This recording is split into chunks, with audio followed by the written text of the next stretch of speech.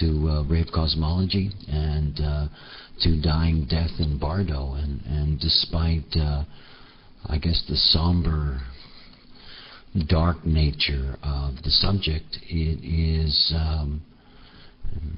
in many ways for me, it is as important as the life itself.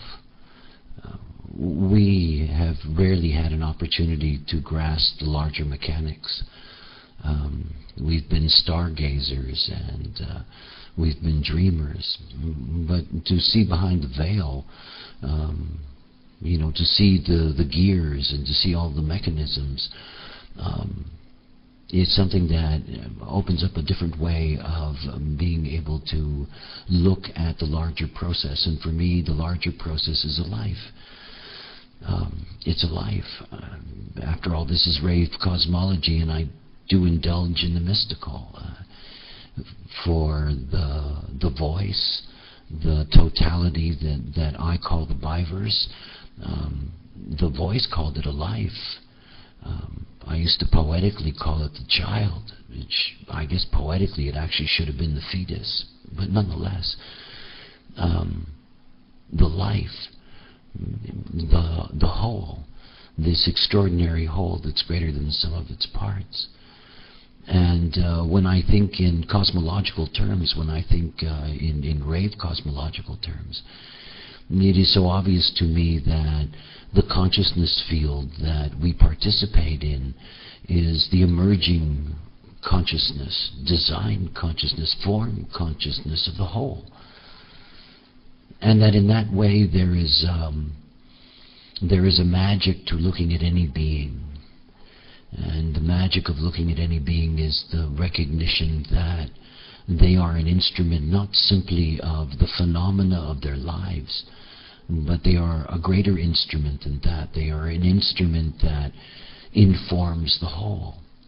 Now all of us do that, and all of us do that through our extraordinary relationship with the crystal consciousness ocean. I mean, it's an ocean. And the comings and goings in this process, the way in which we individualize our particular phenomena of incarnation. Our lives are small, we get caught up in them. And anyone who studies human design deeply knows that it is so easy to be caught up in the not-self. It is so easy to be caught up in the domain of mind. It is so easy to see that everything and all things are, something to struggle through, to conquer, we lose perspective. We don't get to see the almost eternal magic, infinite magic of the larger cosmos. And in many ways, talking about dying and death and Bardo is really about recognizing the need for us to surrender to this process. Studying the quarters in the wheel. When you get to study the quarters in the wheel, you suddenly get to this very strange quarter of mutation, and it's sort of like, well, what do we do with this? You've got 16 hexagrams, you've got a whole codon amino acid trail, and every single one of them are specifically related to preparation for moving out. I mean, leaving this plane. It is not a coincidence that the sophistication of humanity is something that has been expressed through, our death and dying rituals.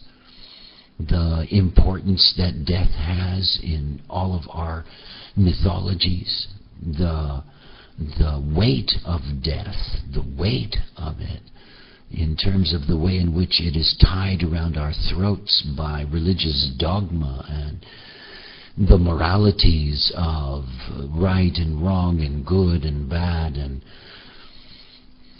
punishment or reward. Death is life. Death is a part of us, always, moment by moment. the cells on the surface of the skin, the cells on the tongue, the cells that are all dying. We're a dying machine. We're always dying. But we magically resurrect. You know, we have this cellular timetable. We keep on resurrecting. When you see the way in which it is played out mechanically, natural death, you see that we all go through natural death every month. All of us. Every month is a preparation for death. And every new month brings resurrection and rebirth. You know, the deepest meaning of the menstrual cycle, you know, this incredible process that we go through, month after month after month, dying all the time. It is us. And yet we are a whole that's greater than the sum of its parts, and we do not necessarily notice. We don't notice that we're as much life as we are death. We don't notice that we're as much birth as we are dying. We don't notice. We don't. You see, this is a perfect movement. I like the theme of the orchestra. I like the theme of the global orchestration directories. I like the magic of being an instrument in a movement of a concerto. But as that instrument in that movement, there is something demanded of me, and it is not the quality of my play as I play. We take that for granted. But you see, I've spent my life as a musician. And when you make music with others, if you don't come in at the right time, it's a shattering experience. I mean, everything just stops. If you don't come in properly, everything just stops. And you're lost. You're lost. You know, the magic of a drummer, you know, beating you into unison. And when you leave this plane, you know how you enter into your solo in the ocean of music. How you leave, the perfection of what that leaving can be. How perfect it is. How correct it can be. And if it's not, if you don't know how to go, you create a frequency. You create a frequency that is a disruptive frequency. See, the metaphor of music is one that haunts me, because this is the magic of life. You know, it's some great song. And the entering in and the leaving, this is just as important as the staying. It is. And there has been enormous dysfunction in the way in which humanity leaves the body. And it is equivalent to the dysfunction of humanity staying in the body. It is the dysfunction we call not self. And the dysfunction that we call not self is what is normal. Normal. For most of the world, it's normal to die and to be buried within 24 hours. Normal. Just normal. But when you understand the nature of the mechanics, that so-called normality has created all kinds of very bizarre diversity. It has populated our planet with crystals of consciousness that are in mutative form, that serve no specific purpose whatsoever.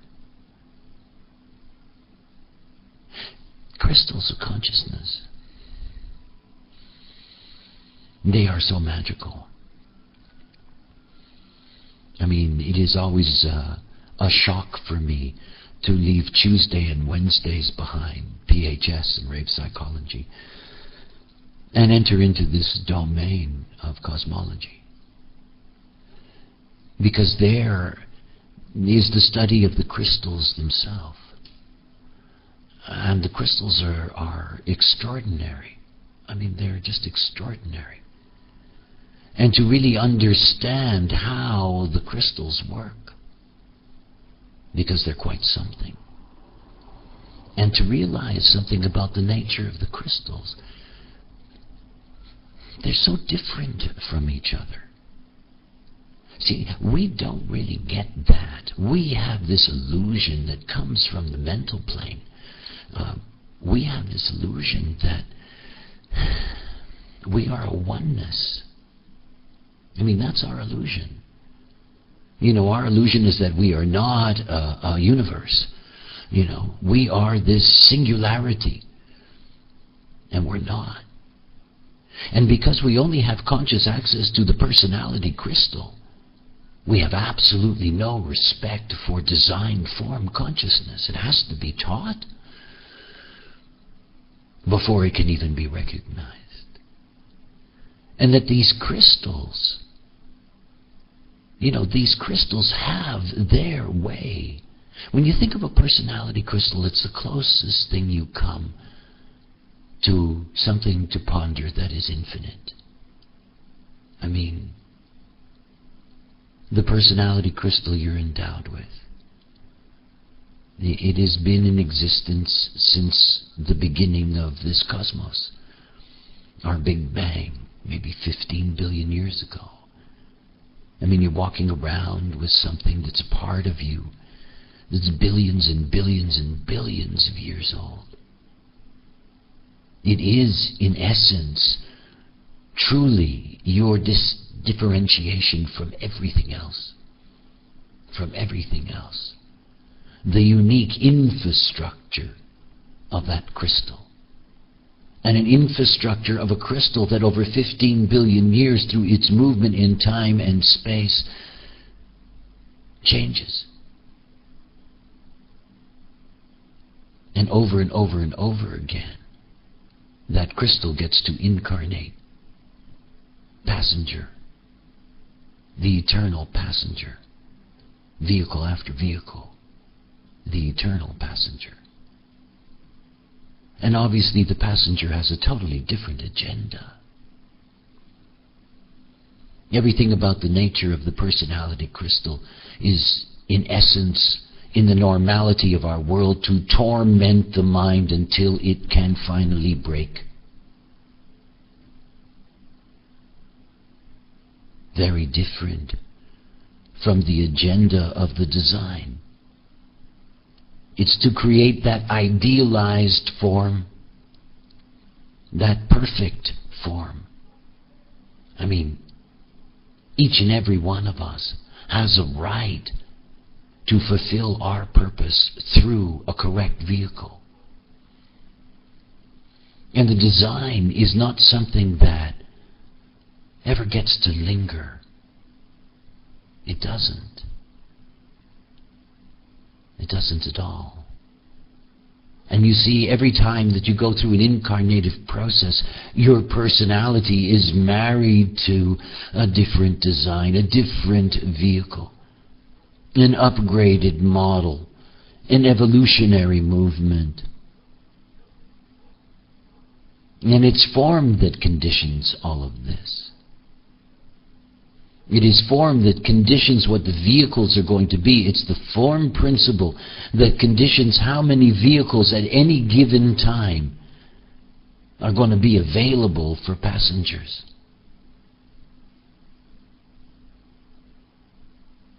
Let's take a look at some illustrations.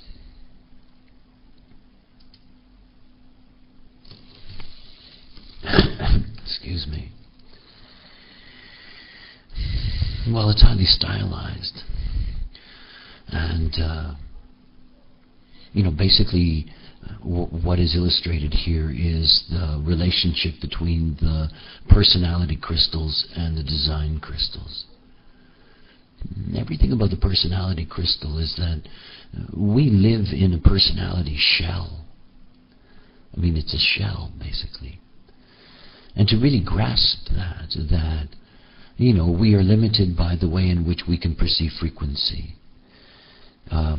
If we had the eyes to see personality crystals and we looked up at the sky, they would look like we were inside of a crystal ball.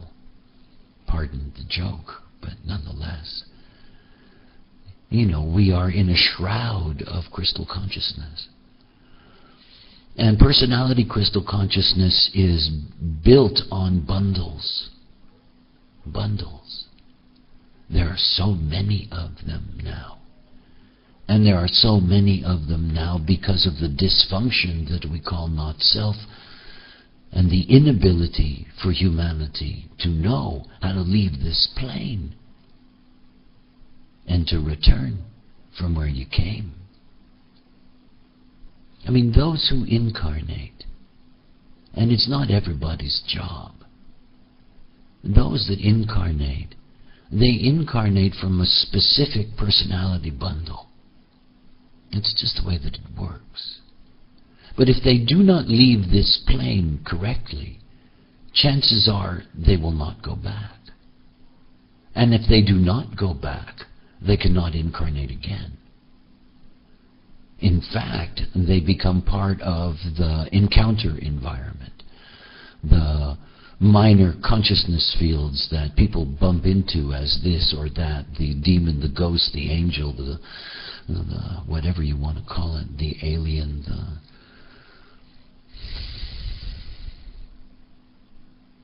and all of that is about leaving this plane. I mean, think about the mystical cultures that we give so much respect to. They all had books of the dead. I mean, they were deeply concerned about how you leave this plane and how to leave this plane correctly. There is nothing more important. You see, leaving this plane gives us an opportunity for a very, very specific experience. The experience of Bardo. I like that name. It's a good one. And Bardo is something that is really extraordinary because, you see, there are Bardo sequences that each and every one of us are designed, are predisposed to follow through, to move through, to leave this plane correctly, and not only to leave it correctly, but not just simply leaving it correctly when in that moment where you lose consciousness in this plane, but to leave it correctly in terms of entering into the Bardo process that is specifically for you. You know, it's your stairway to heaven. It's your gateway to the return. See, without the return, there's no informing.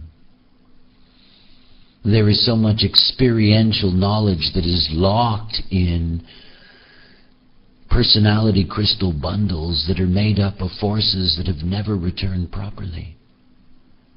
And it's more than that. It's what you get to experience in Bardo.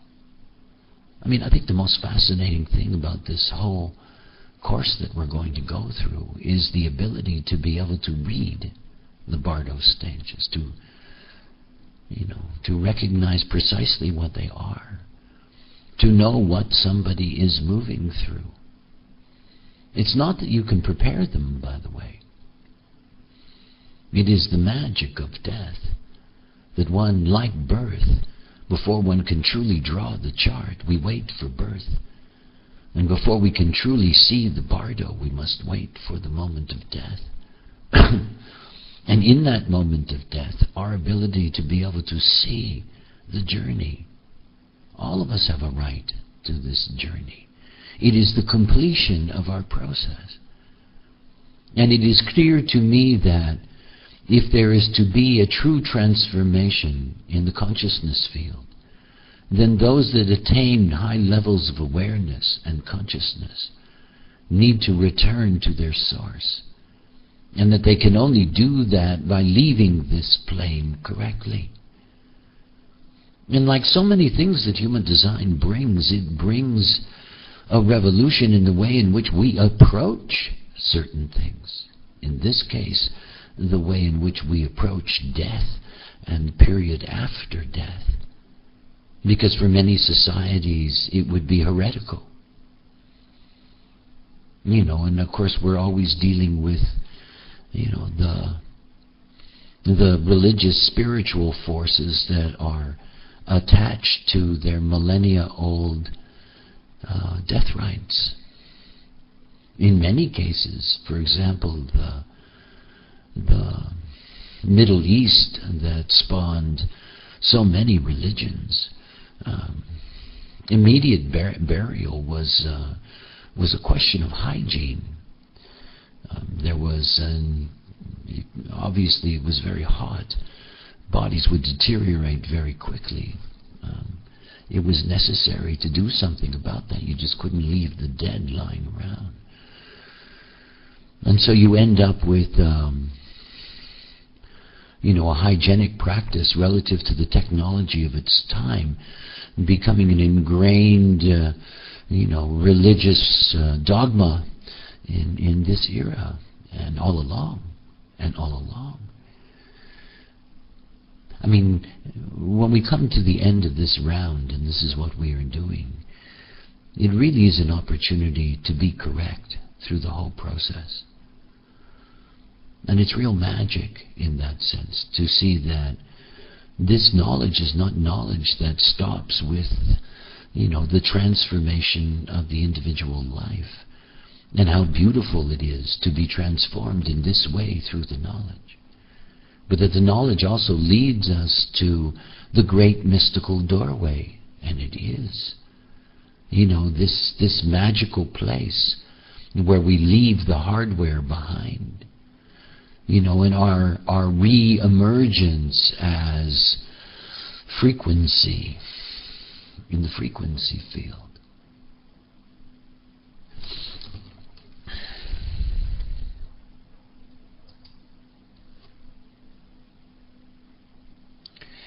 It's all about the design crystal. Now, the deeper I am in the knowledge, and I keep repeating this because it is essential truth,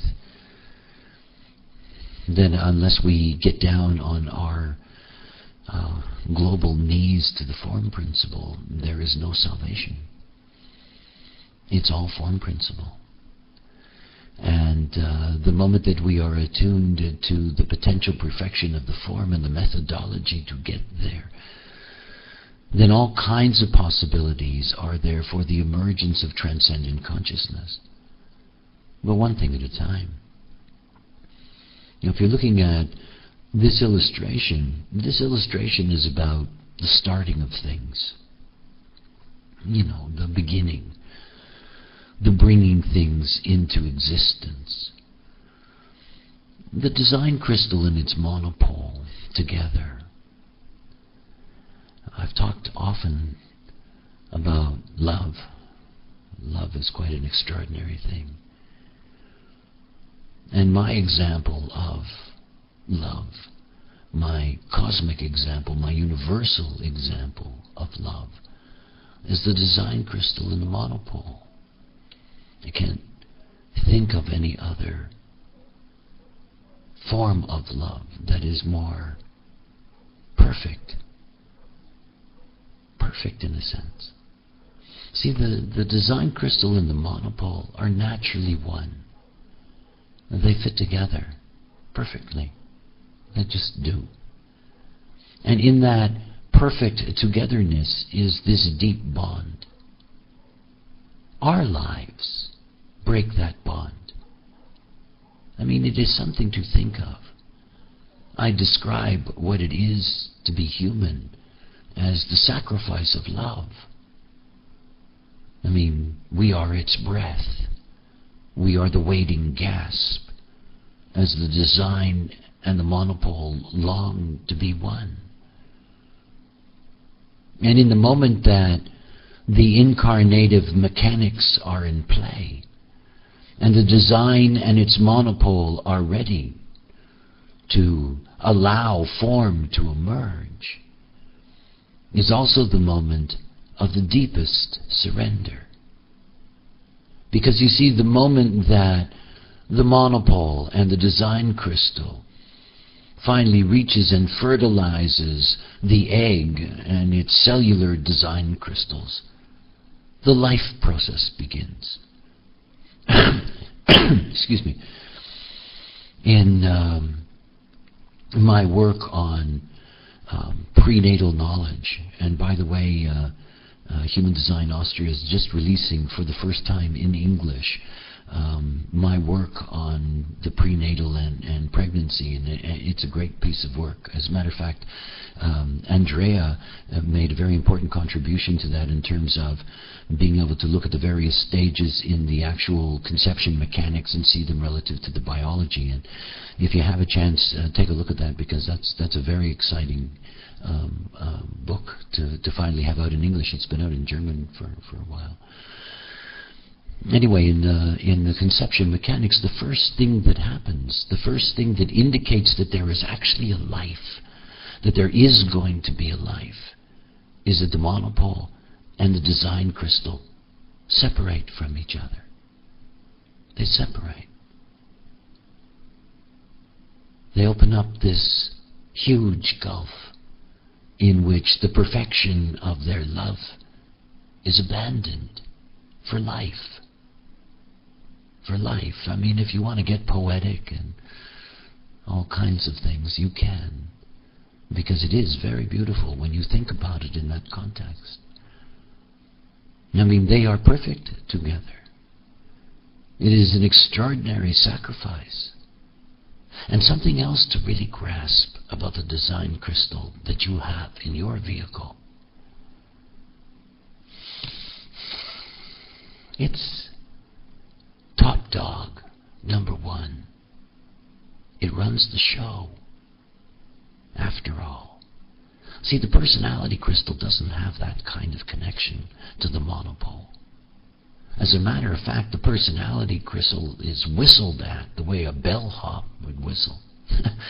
I mean, the monopole whistles at the personality and calls it into the vehicle. Well, it doesn't even call it into the vehicle. The design doesn't have enough respect for the personality to even let it sit inside the illusion. It doesn't. It sits inside the aura. It sits above the head. But the design crystal has an extraordinary relationship to the monopole. And you know, they know that there's this gulf between them. And they know something else. There's a timing mechanism. They know at some point the life will end. And the magic for them in that life ending is that they return to being love. You know, the monopole is something that is so extraordinary. It's so extraordinary. It makes it all possible. It's the monopole that holds the personality to the design, keeps it connected, juxtaposed so that you can have the realization of the quantum of what it is to be us. It's all monopole. And it is the monopole that drives us along in our geometry. And how helpless the personality is. Think about it. I mean, the personality doesn't even get to flirt with the monopole, you know. I mean, that is just simply not their relationship. It's not easy for the personality. You know, it's like 3 people at a table and 2 of them are in love. Boy, is that uncomfortable. Really. And you see, the personality has a dilemma, because the personality would like to be immortal because it is. I mean, it is, after all. Sort of. I mean, after 15 billion years, you could say that it lasts a long time. but it doesn't get to live out that last long time. All this dying business. And the monopole and the design are so happy that there is death. You know, they make it possible. You know that because of the intensity and the depth of that love, that the moment that the monopole leaves the design, all it can dream of, and I'm truly anthropomorphizing, is the return to the design. And so something happens when the magnetic monopole and the design crystal separate in the early stages of conception mechanics. And what happens is the creation of something very extraordinary, something that science calls serotonin. Serotonin is the timer. Serotonin is a neural transmitter. According to the voice, that each and every one of us are born with a serotonin production guarantee, sort of, if you know what I mean. In other words, a predictability that we're going to be able to produce so much serotonin in a lifetime, and when that production ends, so do we. And serotonin, this, what would evolve as a neural transmitter, that this is something that is a direct byproduct of the separation of the design crystal and the monopole. A mechanism by which life is, not doled out in teaspoons, but microscopic eyedroppers of serotonin. And by the way, because the pseudo-health industry is really insane sometimes, there are all kinds of serotonin additives for people, and things to cut down serotonin and things to increase serotonin production. The most dangerous is anything that increases serotonin production, because quite frankly it is truly taking time off your life in that sense. So there's this mechanism. Like all mechanisms, ultimately it emerges at the biological level, but it's very important to understand that the design crystal and the monopole sort of have a bargain that they created. You know, we will do this, but. And of course, everything about that bargain is to the dismay of the personality. The personality says, hey, wait a minute. Why do we have to do this? You know, why do we have to die? Why can't this form just keep on functioning? What's the matter with you people? You know, why are you shutting down the movie? I don't want to go back out of form. I like it here. I have something to do. I can look out the windows. And the form principle doesn't give a damn about all of that. Because everything is controlled by the design crystal. Everything is controlled by the form. And it doesn't matter whether your personality is this or that. It is held within the potential or lack of potential of the form itself. I mean, you know, it is the same, my comments in PHS about the limitations of intelligence. You know, intelligence is something that is simply limited by the form. It's not limited by how good a teacher you have or how much you get to learn. It's about the level of neural activity in your brain. It is about the potential for the capacity of increased neural activity in the brain. It's about the nutrients necessary to enhance that potential. It's the hardware. And the personality crystal has no access to the hardware. Why do you think there's such fear and trepidation about dying? You know, why the personality suffers so much? It's not part of the process. And that the only time that the personality can be part of the process is that if it has the possibility to go through Bardo. I mean, this is the thing. How can I put this? The only chance for most human beings to be truly aware is in the Bardo stages after death. It's quite something, actually, to think about. Bardo is an extraordinary thing. See, when we're looking at the death process, at the moment of biological death, your design crystal drops down through the central channel. You know, this whole central system that's part of the individual circuitry. Okay, that's nobody's fault. That's actually the server system. I'm sorry about that. It seems that this is a time where we get switched over on servers, and there's a momentary breakdown. So, now we can get back. Okay. Yes, third lines indeed. So when we have this coming together again of the design crystal and the magnetic monopole, this is the moment that we have death, biological death. And in this moment, the design crystal and the monopole, they continue their journey downward. If you look at the very opposite of the 60th gate, in other words, if you look at the very bottom of the body graph, there is no gate or number there, but there is an exit. Let's call it the body's emergency exit.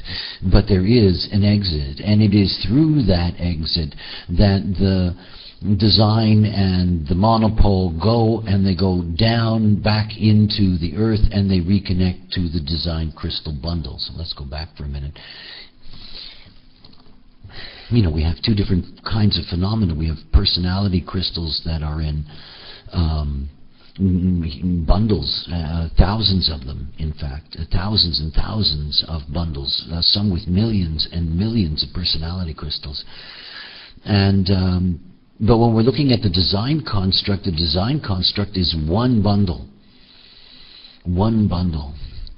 And that means the entire form principle is literally this one single crystal consciousness field. It is in fact the consciousness of the earth in that sense. It is the form principle consciousness of the possibility of the totality of what life is in form on this plane. It's one of the ways I try to describe what I met. What I met when I met the voice. I lived in a very old, broken down farmhouse, a ruin. And the farmhouse had gone into ruin because there was no more water. And the room that I used for my living quarters, that room was directly over what was an empty cistern, that is, where the water once flowed into. It's clear to me that, the design crystal bundle came very close to my physical form through that cistern. And I just happened to be closer to it than others. That single form has had many names. Sanat Kumara and Shambhala and all kinds of things associated with the heart of the form principle. So the design and the monopole, as they move down, they go through and they re-enter into the design crystal bundle hole. And then we have a strange oddity, an interesting one, after all. The body is dead, but the body deteriorates not that quickly. And one of the most interesting things about the deterioration of the form after death is that there continues to be neural activity. The other thing is that this is a body that does not have a monopole, so it's not connected in any way to movement. There is nothing, in fact, that is guiding this form. It is simply breaking down. And for the first time in its existence, that is the relative existence of its incarnation, that the personality crystal is alone. The so-called outer body experience I mean, death really is an out-of-body experience. I don't mean to be cute, but it's true. Death is an out-of-body experience. The personality crystal, no longer connected to the form principle. And the personality crystal and its ability to be able to tap into the remaining neural activity, precisely the neural activity necessary for the experience of Bardo consciousness. 72 hours. A 72-hour journey of the personality of the passenger as it leaves the form. The perfect journey for the personality. As a matter of fact, the ultimate dream of the personality. To be free of the form and still to be called on. And so the ultimate magic for the personality crystal is this, incredible journey. And this incredible journey in a timeless state. I mean, on the outside, 72 hours is 72 hours. I mean, it's relative to the way in which we measure the illusion. But there's no illusion when you're dead. It's really nice. So, the outside time and inside time, we're not talking about the same things. But we are talking about a journey, an incredible journey. And a journey that is not, and it's the part that's so beautiful, a journey that is not homogenized. I mean, we get different journeys. Different beings get different trips. And so it should be. And there are a lot of variations. A lot of them. I mean, thousands actually. So many different ways that we can leave the form. We all have a right to write our own book of the dead. To get on the bark and to slide out across the river. It's something that is really incredible. And not only is it something that we can grasp with this knowledge, but it's something that we can offer those that are dying. And it's something worthy of offering. It's a trade, actually. The trade is, give us 72 hours.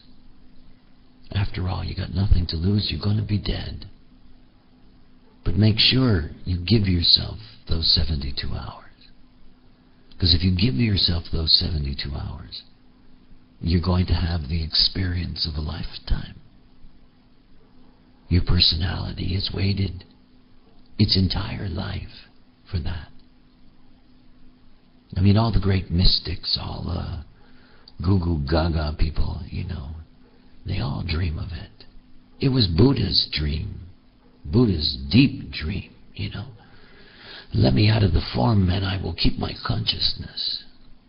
A little bit arrogant, but what to do? And he must have been surprised, at least I hope he was, when he got to the end of the Bardo and the movie was over, I mean, after all. And you see so many human beings, they do not get that journey. They don't. They don't get to have what are essential completion experiences.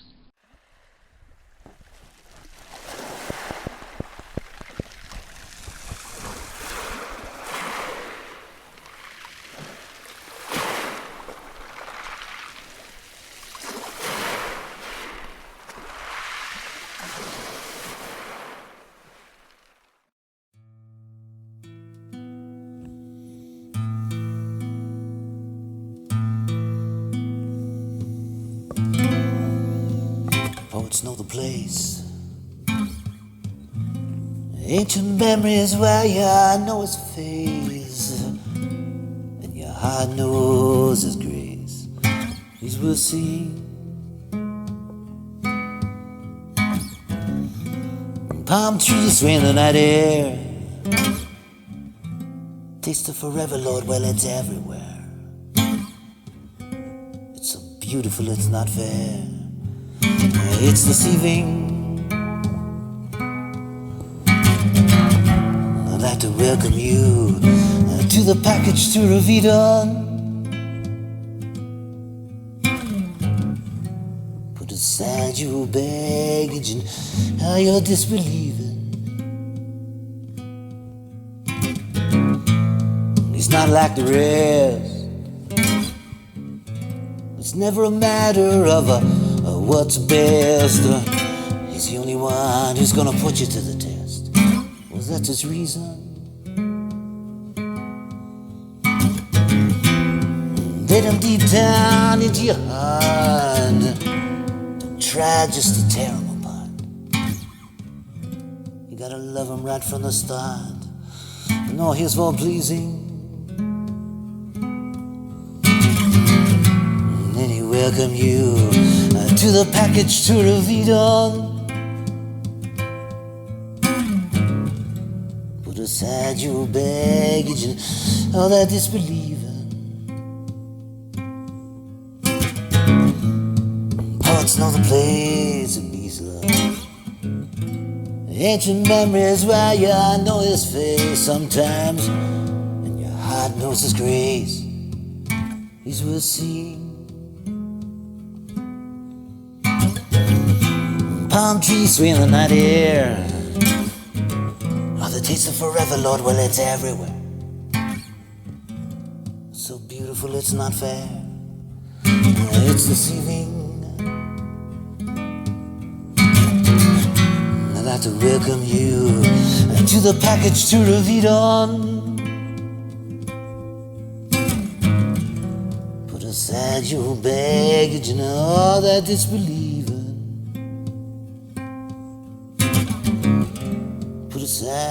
Put aside that old baggage and all your disbelieving.